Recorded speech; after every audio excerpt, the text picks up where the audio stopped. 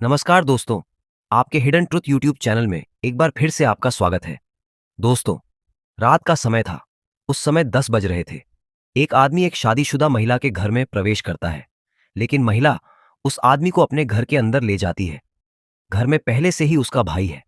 महिला सो रही थी और तभी जब दोनों एक साथ बैठकर बातें कर रहे थे और एक दूसरे के साथ मस्ती कर रहे थे, उसी समय महिला का पति अचानक घर में घुस जाता है और उन दोनों को उस हालत में देखकर गुस्सा हो जाता है और उनके बीच बहस शुरू हो जाती है।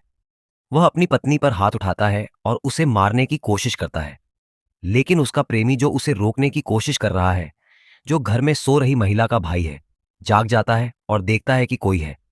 घर में बड़ा मामला और फिर घर में भयानक आग। क्या होता है जब नरसंहार, आइए जानते हैं पूरी कहानी आज के हमारे वीडियो में। लेकिन उससे पहले अगर आप हमारे यूट्यूब चैनल पर नए हैं तो हमारे यूट्यूब चैनल को सब्सक्राइब करें। फिर दोस्तों, पूरा कहानी शुरू होती है यवतमाल जिले में। एक तालुका है दिगरास। दिगरास तालुका जमशेदपुर का एक गांव है। उन गांवों में दो पति पत्नी साधारण जीवन जी रहे थे। उनके पास ज्यादा पैसे नहीं थे, लेकिन वे एक खुशहाल जिंदगी जी रहे थे। पति का नाम दत्तात्रेय वामन राठौड़ था और उनकी उम्र लगभग 32 वर्ष थी, और उनकी पत्नी का नाम ललिता दत्तात्रेय राठौड़ था। महिला की उम्र 25 वर्ष थी। उनके दो बच्चे और भी थे। उन्होंने सोचा कि कोई काम नहीं है और घर पर ज्यादा खेती नहीं है।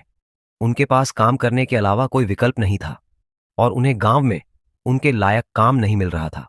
और अगर उनके पास काम था भी तो उन्हें 200 से 300 रुपये मिल रहे थे, सबसे अधिक।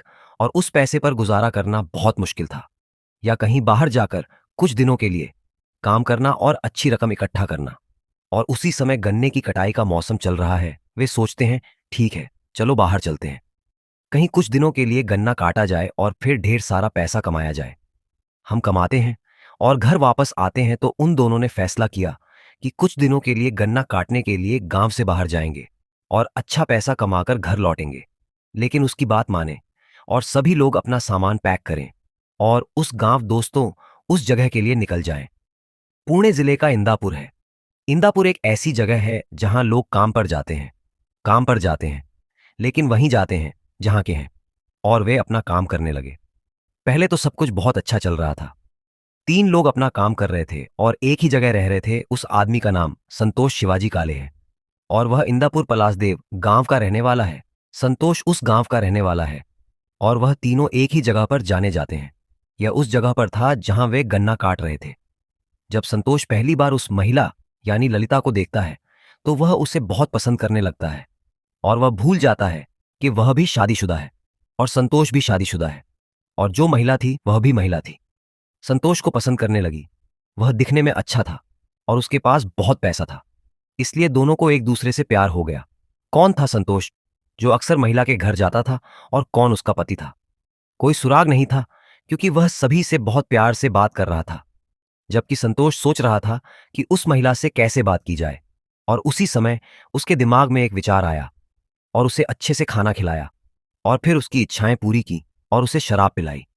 प्रवीण भी समझता है कि वास्तव में उसके मन में क्या है, क्योंकि वह अपनी बहन और इस तरह की कई अन्य चीजों के बारे में पूछता रहता है। ऐसा सोचा गया था कि यह संतोष अपनी बहन के पीछे था, लेकिन उसे कोई समस्या नहीं थी कि वह अपनी बहन का पीछा करेगा।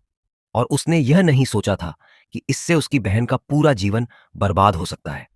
और उसकी बहन और वह आदमी एक दूसरे से प्यार करते हैं और रिश्ता समायोजित करते हैं। कुछ दिनों के बाद जो संतोष और महिला एक दूसरे से बात करने लगते हैं और दोनों के बीच प्रेम संबंध शुरू हो जाता है। जब भी उन्हें समय मिलता है, जब भी उन्हें मौका मिलता है, दोनों एक दूसरे से मिलते हैं। दोनों एक दूसरे को अधिकतम समय देते हैं। जो महिला है वह बहाने बनाती थी और उसके पास जाने के लिए कोई जगह नहीं थी।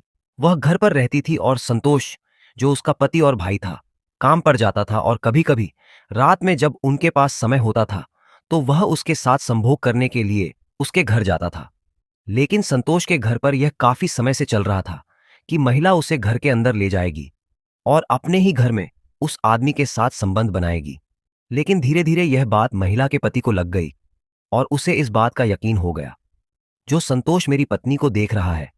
लेकिन उसे इस बात की जानकारी नहीं है कि उसकी पत्नी भी उसका पीछा कर रही है। लेकिन एक दिन जब वे लोग खेत में गन्ना काट रहे थे तो महिला पेड़ के नीचे बैठी थी और महिला का पति और भाई संतोष खेत में गन्ना काट रहे थे। संतोष भी आता है और पेड़ के नीचे बैठ जाता है और महिला से बात करता है। दोनों एक दूसरे से बात करते हुए खूब हंस रहे हैं और महिला का पति दूर से यह सब देख रहा है। वह गुस्से में है, लेकिन उस समय वह कुछ नहीं करता है। जैसे जैसे रात होती गई, महिला का पति बहुत ज्यादा शराब पीता था और उसे यकीन हो गया था कि उसकी पत्नी का संतोष के साथ अफेयर चल रहा है। उसने बहुत शराब पी रखी थी और वह अपने घर जाता है और अपनी पत्नी से सब कुछ पूछता है। आए और तुम अपना प्रेम प्रसंग शुरू कर रहे हो। महिला बार बार कह रही थी कि मुझे इन सब बातों की जानकारी नहीं है और जो भी आप मुझे बता रहे हैं वह सब आपकी गलती है। लेकिन जो भी महिला का पति था वह गुस्से में था और उसे पीट रहा था और कुछ दिनों तक ये सब चलता रहा।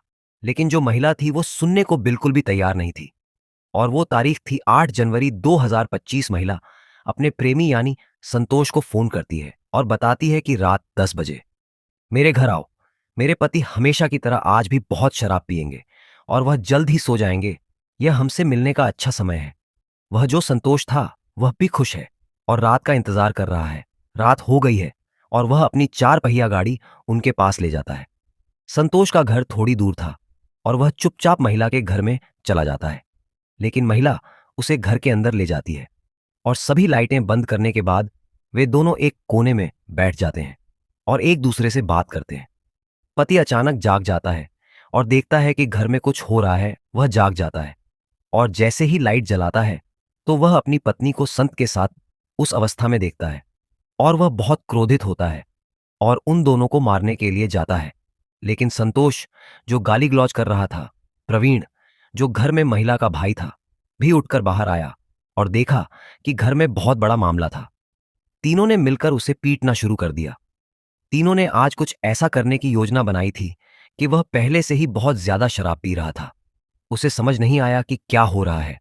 उसे बहुत पीटा गया और फिर उसका गला घोंट दिया गया घर के अंदर एक रस्सी से।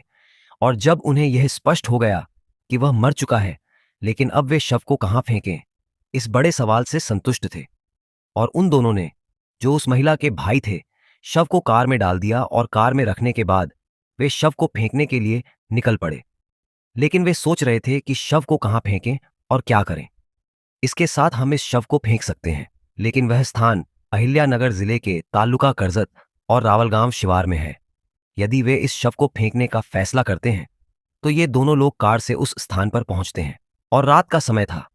उन्होंने शव को कार से बाहर निकाला और एक खाई में फेंक दिया। लेकिन उन्होंने सोचा कि अगर कोई आएगा और इस शव को ऐसी हालत में देखेगा तो वे इस व्यक्ति को जरूर पहचान लेंगे और यह कौन है और पुलिस को पता चल जाएगा। उनके पास जरूर पहुंचे। गिरे हुए एक बड़े पत्थर को उठाकर पत्थर ने उनके चेहरे पर इतनी जोर से मारा कि उनका चेहरा इतनी बुरी तरह फट गया कि पहचान में नहीं आ रहा था। उन्होंने शव पर मिट्टी डाल दी, लेकिन मिट्टी डालते समय शव का थोड़ा हिस्सा खुला रह गया। क्योंकि अंधेरा होने के कारण उन्हें कुछ समझ नहीं आया और वे लोग वहां से चले गए।